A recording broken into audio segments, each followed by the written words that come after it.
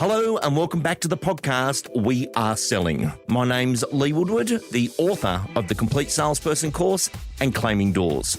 Today, we have a Queensland agent edition as we speak to one of our top performing agents in Queensland doing in excess of 100 sales a year. Please welcome to our podcast, Josh Sherwood. Josh, welcome aboard.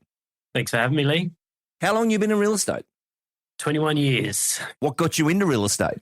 My dad, to be honest, we used to move around a lot as we were growing up. And my old man, he used to flip homes. We used to be in a house and we used to be out of it as soon as it was finished. So real estate was in my blood. It was in my background.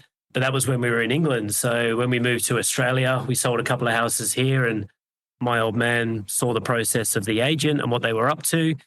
And he said, you should try and become a real estate agent. And at that time, 21 years ago, there wasn't many young people in real estate. So I went around and they said, oh, no, go get a trade and come back to us when you're a little bit older and, have a bit of a backup plan in case it doesn't work out. But I was like, no, that's going to be a really good point of difference for me being young and I could do things a little bit differently. So I went for it and got my way in through the door. And that's sometimes all you need in real estate. You just got to get in there and see how it goes after that. Well, our UK listeners will love that you were from the UK originally. Whereabouts in England were you from? Colchester, Essex. Beautiful. That's about an hour south of London. So much nicer here. So you mentioned you move around a lot because Dad's flipping properties and then you move countries. So suddenly here you are in Australia. But I think that gives us our first coachable moment. You're adaptable, a chameleon, and can get on with anyone, would be fair to say.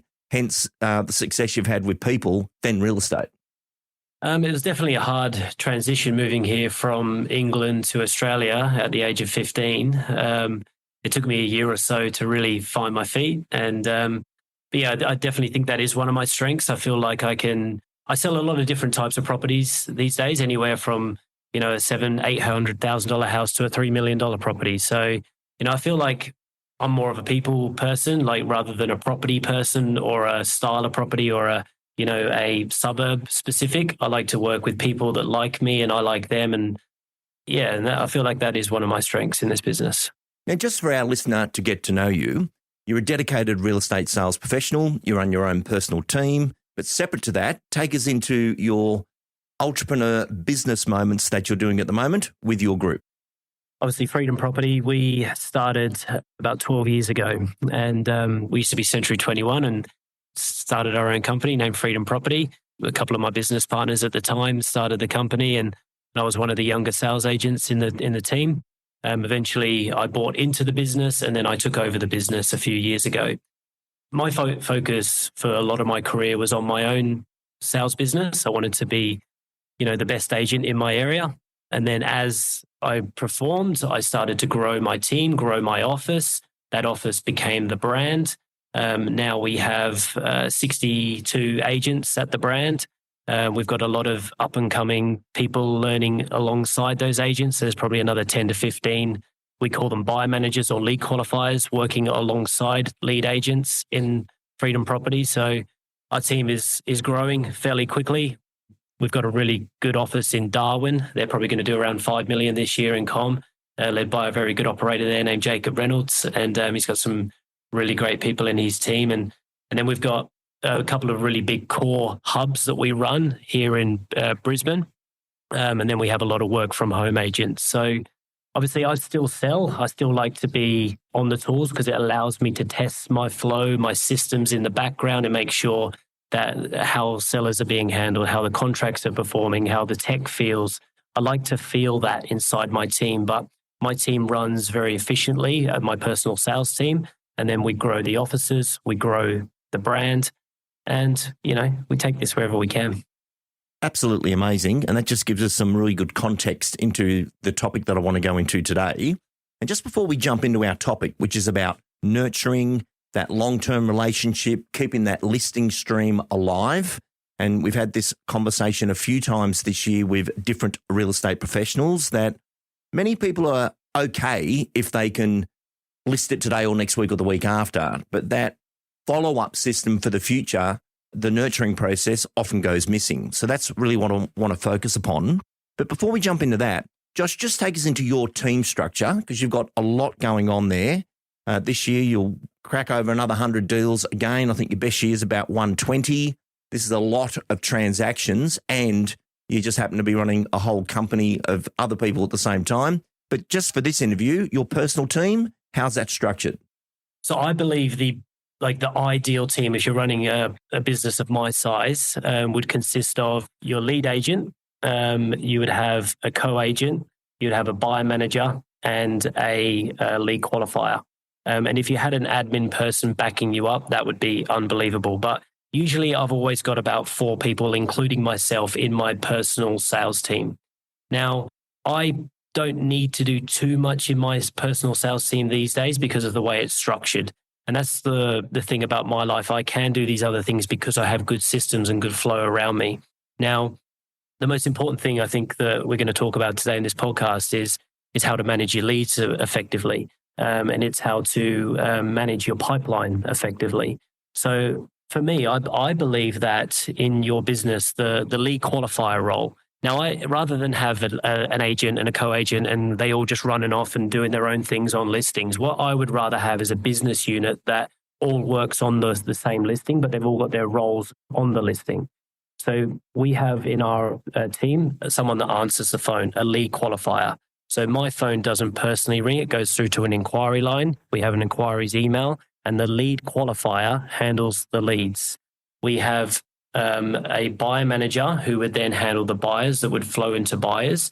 We have myself as the lead agent who would go out and do all the listing presentations, the appraisals, call the absolute hottest people that need to be closed this month. And then my co-agent would be ringing all of the other upcoming sellers and managing them accordingly and managing the team as well, so I wouldn't have to.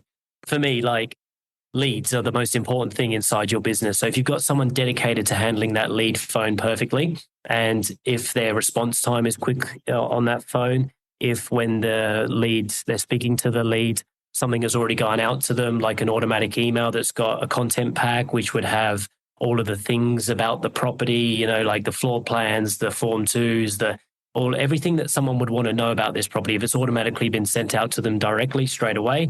And then if they're sitting on the phone and understanding that the lead qualifier, your role isn't right now to sell the house. Your job is to understand this person. This is a lead that's come into our business and we need to figure out who they are. So this is the script. This is the play. So you've got to understand who you're speaking to, and you need to ask the right questions so we can put these people into the system as either a buying opportunity or a listing opportunity in the right stages so they can be handled effectively. And whilst they're doing all this stuff, if they're speaking to the buyer on the phone and they're saying, have you made any offers on anything yet? And what stopped you from securing that property? If that property popped up again, could you purchase it today? How's the sale of your place going? And figuring out who these people are, creating the buying opportunity, the listing opportunity if they have one, and sending them on their journey, and then explaining to this lead what's going to happen next. So obviously you rang Josh's phone. He's out and about dealing with all of our best buyers and sellers right now. I'm here to figure out who you are. I've just set up your buying opportunity in our system. I'll put you into the stage of inspection because it sounds like you're not quite ready to make offers yet, but you're out and about looking at homes. We're going to put you into the stage of inspection right now. What that means is our buyer manager is going to call you once a week. They're going to give you a bit of feedback on properties that are coming onto the market. But when you are ready to make an offer on a home, we're going to ramp up the service for you. When you do make an offer on a home, Josh is going to call you and help you negotiate that deal. So we spell out the play to the customer, and then they understand, and then we put them on that journey. Josh, that is so powerful. And in an industry that doesn't look after the purchasing community well, for someone to experience the education process that you've just explained, and even prompting them to say, you're here at inspection, pressure's off them. But if you do make an offer, we'll be ramping up the service. Even makes them feel, well, why can't I ramp up now? And exactly. It's like you're creating the excitement around the deal, which is very, very clever. So that sequence you just explained then is gold. And if someone's a buyer-seller, which is the greatest lead in a database, they'll say, I've met 20 people this week. There's no comparison to what I experienced there versus all these people took my name and details, never called me back, don't want to call me back. And quite frankly, I don't know why they take my details. So Absolutely. Data's king. You're a data-driven business. It's a team-based business. Those roles are, so you're not palming anything off. It's, we can do this together, but we all work on the listings as one, but we got our dedicated, you're like the SEAL team. Everyone's got their little dedicated role of what they need to do in the database. Separate to referrals and the nurturing process, which we're going to speak about in detail, even though we've started, what would be your number one listing stream that's coming into you that you're recognizing that, geez, we get a lot of business from that? Buyers obviously are a huge thing for us. Obviously, if we're managing buyers extremely well, a lot of them have houses to sell, but it's not so much even the ones that have houses to sell now, it's our past buyers. So for instance, if you've got an amazing property and you handle these buyers well, they might go and buy off somebody else, but that property, they need to sell it again in a year or 2 years. And if you've got time on your side, these people are going to remember the service you gave and they're going to come back to you. So rather than cold prospecting, which is door knocking, cold calling, and doing all the things and annoying all the people that don't want to speak to you every day, these people that really want your help, the buyers, manage them really, really well, and they will come back to you when they're ready to sell. They will recommend you to their friends, their family. They will tell everybody about you. So if that service is so good, that's what's going to leak into the marketplace. And if you always know who all the best buyers are, now when you're prospecting, you can actually do what you say you're going to do. So it's crazy because, like agents are ringing sellers all the time and they're saying, well, would you like to sell? And they're like, well, you can bring some buyers over if you like. And they've got no one to bring over because they don't know who the buyers are.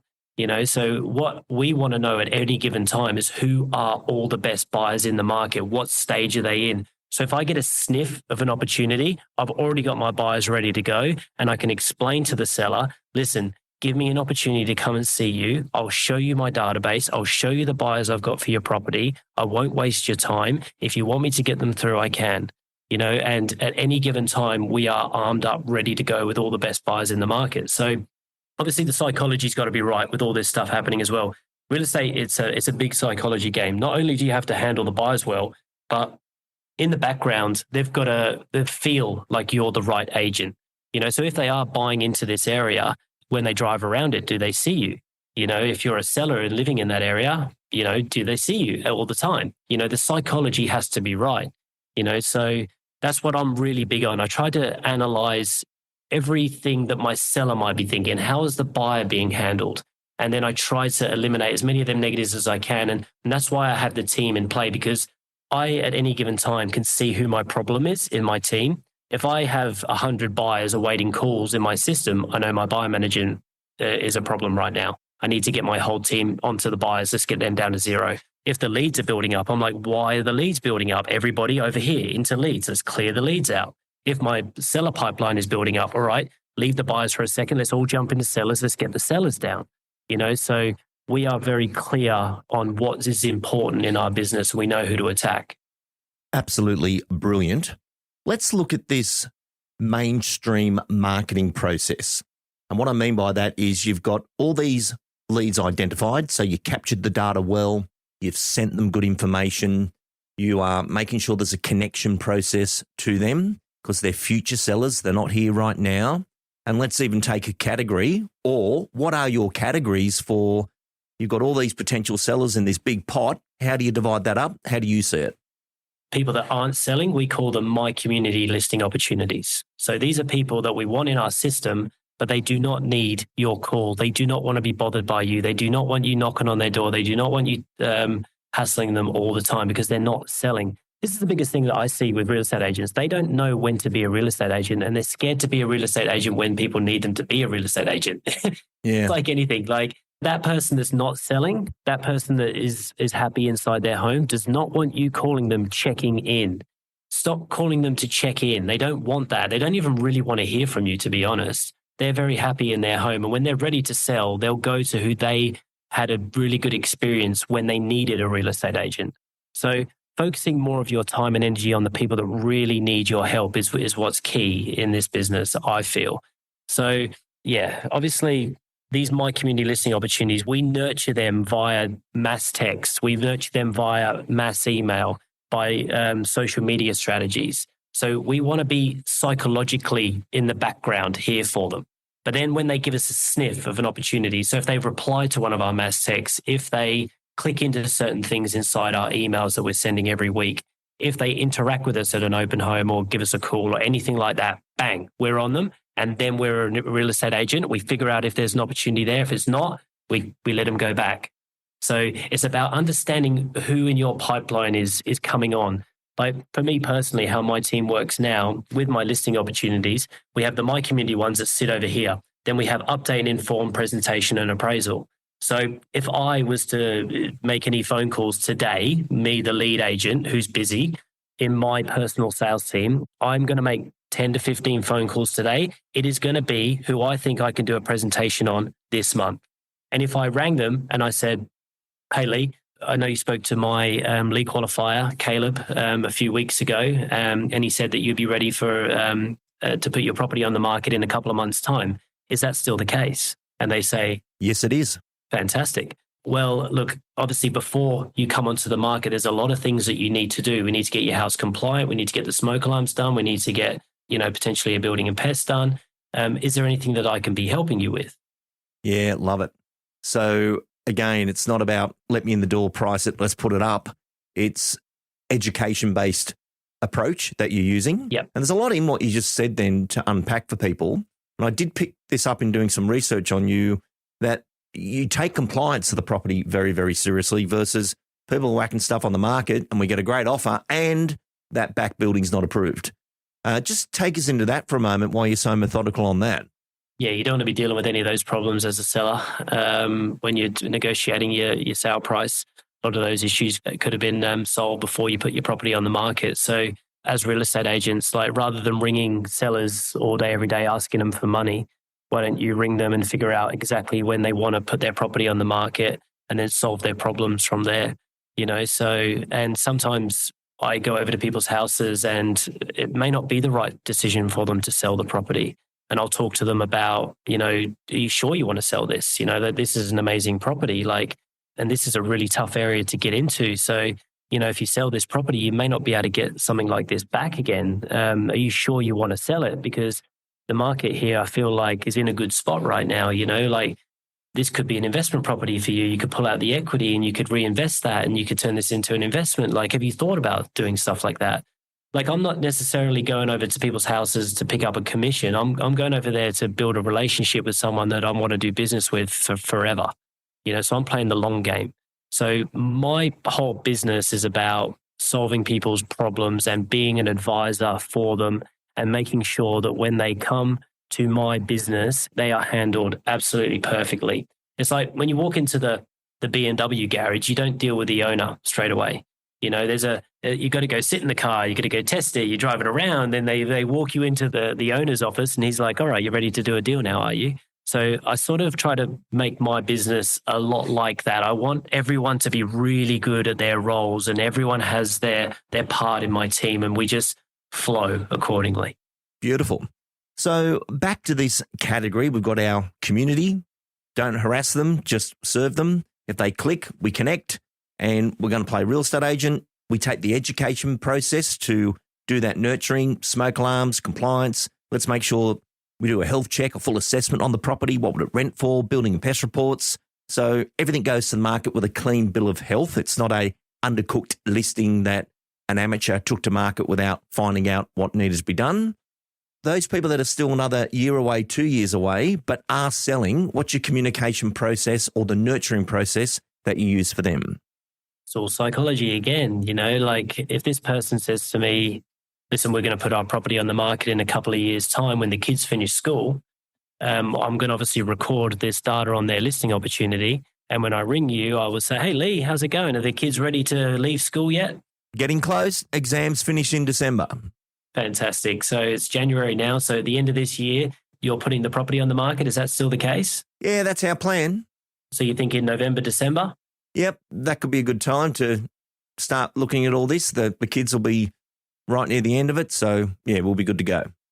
Fantastic. That's a great time to sell. look, what I don't want to be is one of these annoying real estate agents that rings you every month and hassles you and, just steals your time and energy. That's not really my style. I like to focus on dealing with all the best buyers in the marketplace, so I'm ready for when you're ready.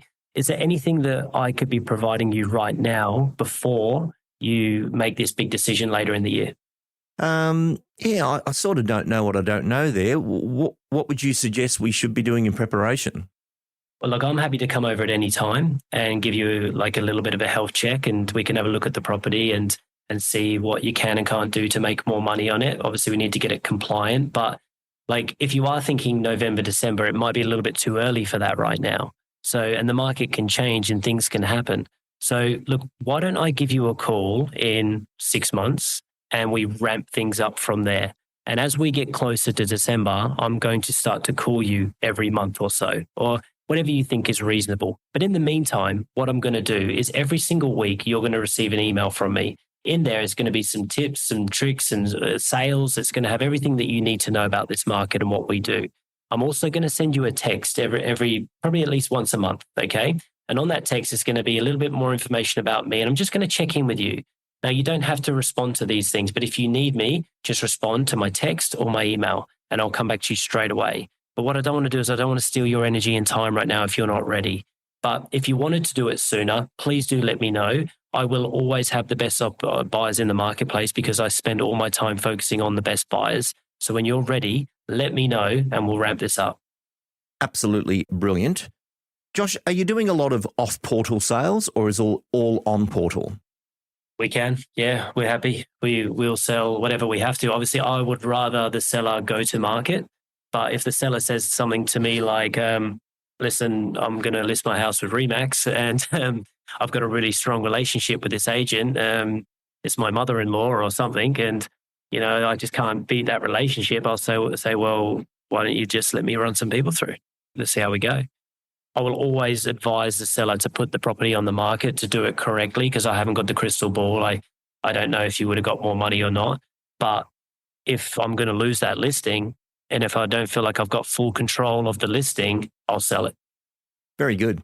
How many buyers would you be managing at any given time as a team?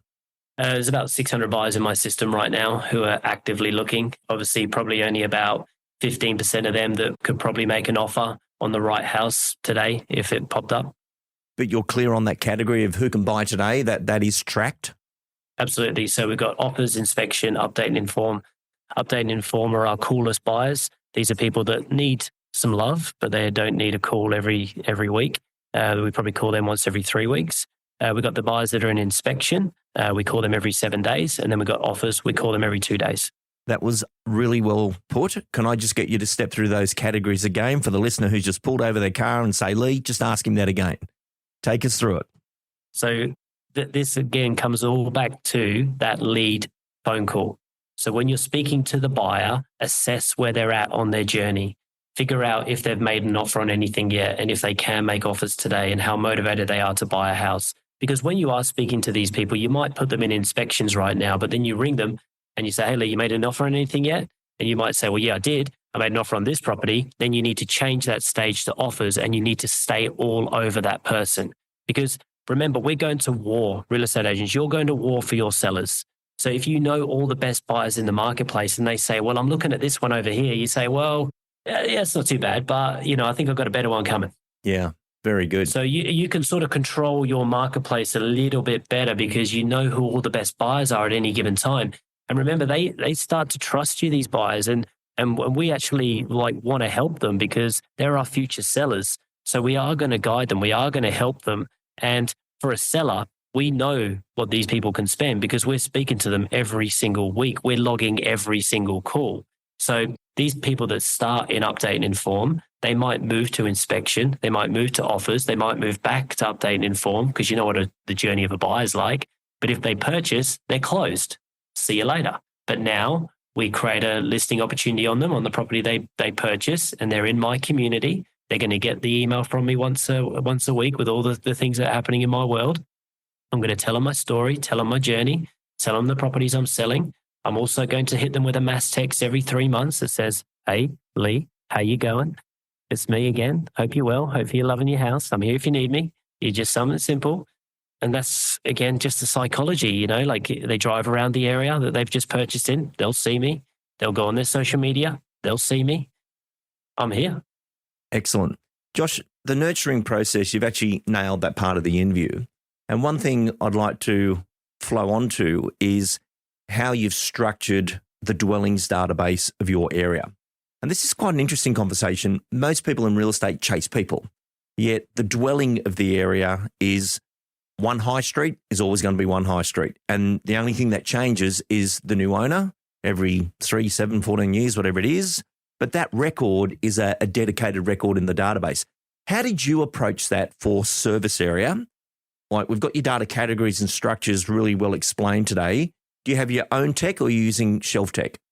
We've got our own tech. We built it on top of Salesforce. It's called the Property Platform. So, but yeah, it's a really high end system. But the thing about your area is the properties, they don't change too much. So, like you say, like the owners might change, but the house stays the same. So what we've done is we've gone around the whole of our region and we've put the block sizes, the bedrooms, the bathrooms, pool, yes, no, on all of these properties. And we encourage our agents to continually update those things as they know them. So these features stay the same. So now the owners might change, but what I can do is I can, with those My Community listing opportunities, and we call it mass communication. So I can grab all of the My Community listing opportunities and I can dissect them. So what I can then send is a mass text that says, hey, contact first name.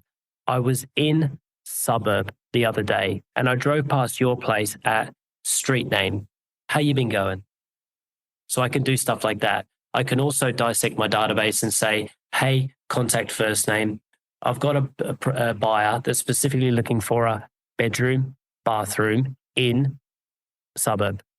I thought your place at street name would work really well. Would you like to sell? And I can pump that out to like 1,000 people, like boom, straight away.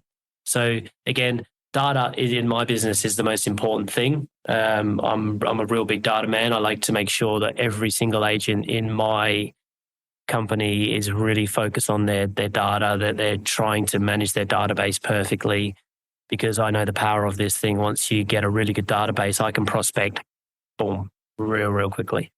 Josh, it's a massive commitment you've put into your career, which has now become a platform that other people can profit from, because not anyone can just do that, what you've just done, because it takes physical sweat. How long did it take to get that data, the service area database in clean?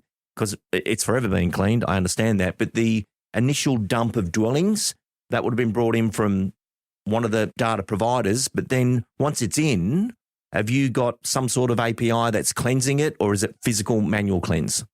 Yeah, a bit of both. So that's a consistent thing that has to happen. We've got offshore people that help us with that. But we also, like I said, we're encouraging the agents. So every single time they create a listing opportunity, they're updating the features.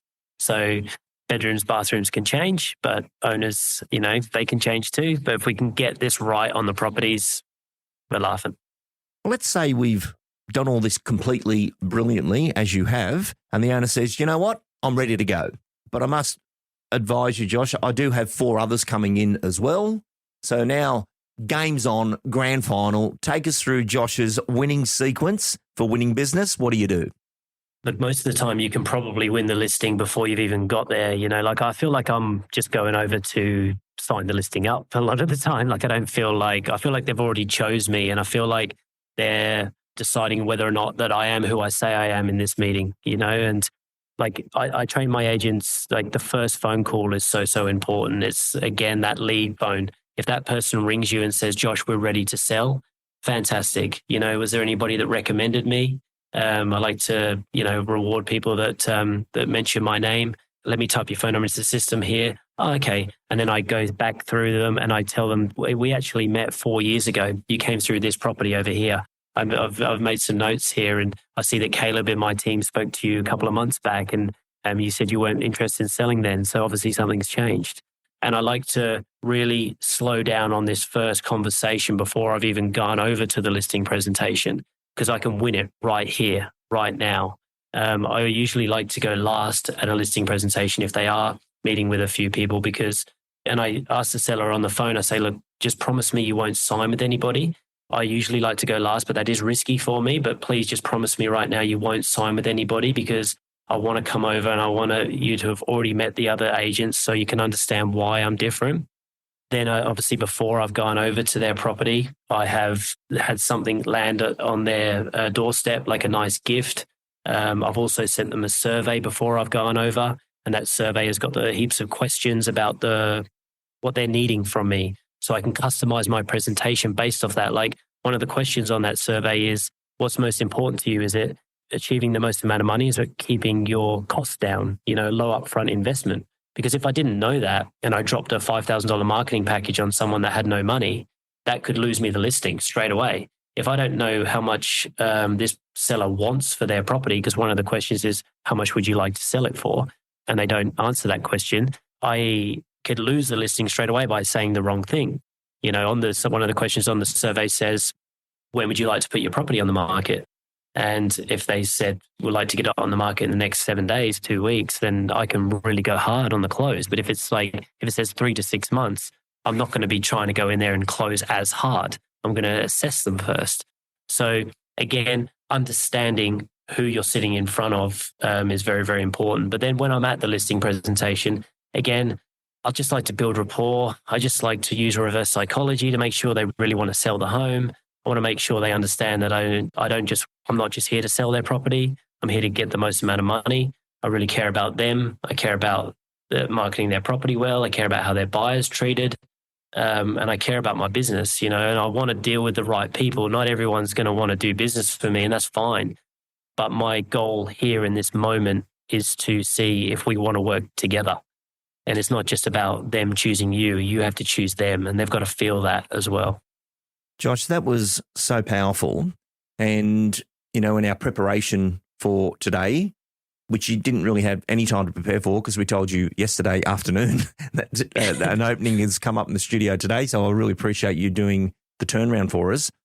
But what you just explained is so in line with why we're speaking about nurturing. Because to turn up to these shootouts on fees and there's no facts or evidence, that's not what real estate is about.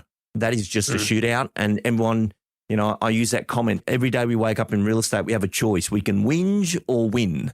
It's this fork in the road every day. Are we whinging or winning? But when you're nurturing, and that's why that question sounded a bit odd to you, I don't really go into these 4 people shootouts and have to spin around like a ballet dancer to see if I'm the best turner. I've already got the connection, and the connection is where the game is won. But a big pickup for our listener that you do incredibly well is the detail of those notes. And you see agents with first name, surname, no notes, no nothing, because they don't think it's important. And the discipline of notes is everything to say, we actually met 4 years ago. Oh, did we? Where was it? It was the property down at Somersville Street.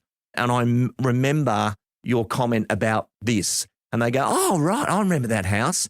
But you can imagine how many agents they've seen in that time frame. But the fact you can draw from history, the fact that I pinpointed something is the evidence that, there's no comparison here compared to the shootout agent who doesn't call you back. And I just, even if you don't have amazing. that, even if you don't have that data on the person, you could even be Googling their property as you're speaking to them. And you can say, oh, look, yeah, I know your property. You got the 2-story. You still have the big side access, don't you? And they say, yeah, we do. And you say, oh, you guys, do you have a pool? And they say, yeah, we do. You say, oh, okay, great. Yeah, no, this is really exciting. I'm really glad you called me. Yeah. And having that interest in the person, in their story. And I've got many notes from today's session here, but you beautifully work in line with 1, love the one you're with. So the data you've got is, like chasing strangers is exhausting versus, and that lead person who's managing leads for you is probably the key role, isn't it? Yes. Everyone's important in this team, but who does that? I remember Chris Hanley telling me the story. He was over in Vietnam at this big signature restaurant, and they did a guessing game where they said, okay, who's the highest paid person in the restaurant? And they said the chefs, no. The maitre d', no. Who is it? The people who go to the markets to pick the food. They're the highest paid. Because if we don't have the right produce, we can't create the greatest meals. And the highest paid people in the restaurant are the people that go to the markets early and know what to buy to bring back to the restaurant. That lead moment is like that. Like that role description, everyone needs to have. What have you learnt most about that particular role and who suits it? It suits someone that is all in. They have to be all in because, like I say, the response time on leads is so important. We need them to be at the office, and even if something comes in after hours, they're onto that phone, they're onto that email. They have to be all in. So I like it to be like a younger person, to be honest. I like it to be someone that's so motivated and just eager, but they don't start in leads with me because they're not ready to handle that phone straight away. So what I do is I spend about 6 months with them, and they're just in buyers with me, and they're focusing on buyers, and I keep them close, and I train them, and I guide them, and tell them what to say, what not to say, and then I slowly start to involve them on the lead phone, and I make sure they understand how important this lead phone is to me. So you're not here to solve problems, you're here to get information, and this is where a lot of agents go wrong. They get the phone call, they don't even take the details. They're rushing around. They may have taken that phone call when they were at a restaurant or wherever. They've just absolutely wasted this amazing opportunity. Like the amount of money that agents are paying just to get leads, and they're probably, the leads that they're receiving have probably rang them like 3 weeks ago. And they're like, I used this analogy with Tom Panos. I spoke on his show a few years ago, and I like to use the restaurant analogy in our business. And it's like if we're a restaurant and someone walks into our restaurant and they sit down at the table, and we go over and we say, what would you like to eat? And they say, well, we're not quite ready to choose anything off the menu yet, but yeah, give us a bit of time. We say, no worries. And then we never go back to them. And that's what a lot of real estate agents are doing, but not at my restaurant. So what my restaurant does is we go over and they say, what about this? Check this out. Have you seen this? Look at this. Check this on the menu. And eventually they say, listen, there's nothing on the menu that we like here. We're going to eat across the road. But I tell you what, the experience here was unbelievable. And I'm going to tell my friends about this restaurant. And if we ever need to eat again, I'm definitely coming back here. And the crazy part is if you don't do this, what happens is that the restaurant might get something new on the menu. And we go, oh, we've got this amazing new thing on the menu. Buyers, we're going to come and check out this amazing new thing. And they're like, nah, your restaurant sucks. I don't want to deal with you. What a great analogy. And you just triggered something in my brain. I just got back from Amsterdam. I was over at the International Broadcasting Conference, and I went into this restaurant that was probably 150-seat restaurant to grab something to eat at night. And the lady came out with this lamp, and she said, just turn the lamp upside down, it turns red, and we'll know to come and help you. And you look around, and there was not many reds because they were on top of it. And then you want to order another drink or something, you flip it over, it goes red, and they were there. And you think, out of all the places I've been in the world, how simple of a notification system versus you're trying to get someone's attention and they just scan the room and they could see the reds and they were out there. A red alert that the customer needs help. And Josh, absolutely brilliant to see your structure, your sequences, and that it's working. Everybody else is trying to TikTok to the top. Look for that shortcut. And if you're going to take a shortcut, in the famous words of Tristan Rowland, you might hit a tree if you're looking for a shortcut. So be careful of that. But Josh, thank you for joining us. My final question is this. What are you passionate about for the future? You've achieved so much. You've structured yourself, a company, a platform, others. What's on your project list for the future that keeps you inspired in what you do? I'm doing this for my friends, my family, the people around me. It's very, very rewarding having someone start in this business and you just see them blossom and become very successful, not just in real estate, but in life. And, everything for me is about community. It's about being around people that I want to be around every day. And I've got so many of them here in my company, and hopefully a lot more of them should join us and to come. And every day we just go after it. If we're here, we go hard, we train hard, we work hard, we play hard, and we just surround ourselves with good people, and we're just having a crack. We're not perfect, but every day we just try to get better, and we try to make our business better. And whatever this business needs, we're just going to keep doing it. So yeah, we're just taking every day as it comes, Lee, and I'm enjoying the journey, and I still feel like I've been doing this for 21 years and we have achieved a lot, but I still feel like we've got so much further to go. I just feel like we're we're scratching the surface right now. And Josh, you actually, we were chatting off air before coming on, and you listened to the top 100 business stories and life lessons of Mr. Charles Darby. You know Charles, obviously you're at Century 21 before what you did now. What effect did he have on your career?